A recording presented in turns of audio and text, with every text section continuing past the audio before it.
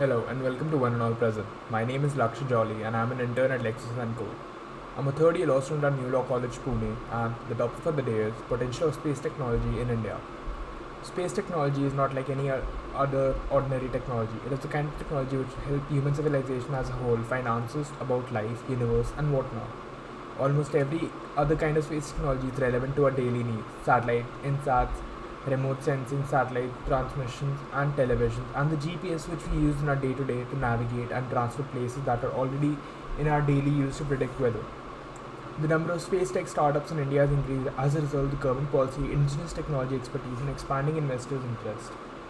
Space is covered by 5 international treaties, which can be summarized as follows: the Treaty on Outer Space 1967, the Accord on Rescue 1968, the Convention on Liability 1972.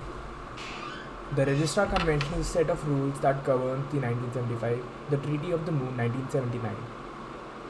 The United Nations Office of Outer Space Relations coordinates several of these. India has ratified 4 or 5 of the treaties mentioned above, while the Moon Treaty has only been signed. For individuals who are not in accordance with international law, ratification signifies acknowledgement that rather than agreement, and signing denotes a presentation of agreement rather than agreement itself. In addition to the above, India has ratified 2 other accords of similar nature. Here are a few examples: a treaty prohibiting nuclear weapons testing in the sky, space, and under the sea, as well as a convention prohibiting military or other offensive use of environmental change techniques.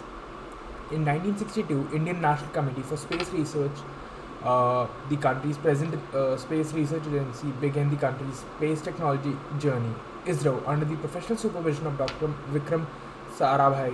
The first rocket was launched in 1963. The well-known Aryabhatta, an Indian research satellite created and produced domestically, was launched in 1975. India has progressed from developing satellites under the ISRO umbrella and launching them with the help of other countries like Russia and France to commercially launching sites for other friendly countries. India learned for the first time that the moon has water by launching the Chandrayaan mission to the moon. Furthermore, India has sent Mangalyaan, a Mars mission which had cheaper transportation costs and lower cost per kilometer travel than an auto rickshaw in India's tier 2 cities. Only 7 countries are presently capable of planning, developing, launching, tracking, and commercializing space, with India being one of them. Both hardware and software are well understood in India. India, on the other hand, has been unable to provide essential infrastructure due to the capital-intensive design of electrical gadgets. The problem is made worse by lack of the intensive design of electrical gadgets and strict regulations designed to encourage international investment.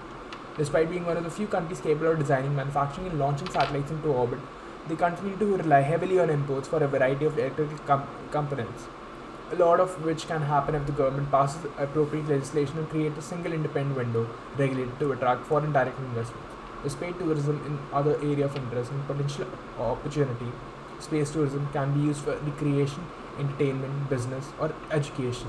Space travel is expensive, but according to Keynesian's theory of job, a buyer can find anything in the market and become self-sustaining, but it is an important opportunity to be passed upon. Startups in the category of food, clothing, hygiene, to name a few, can benefit from space tourism. Space flight is governed by plethora of rules and regulations. They are governed by the following factors. Criterion 1: rational loci jurisdiction is limited to concern that arise in the space territory from which the transportation is provided, airspace or outer space.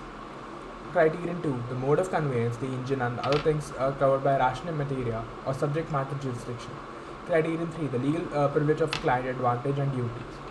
Despite the fact that government organizations dominate space technology on a worldwide scale, private firms have had access to it for the past 2 or 3 decades.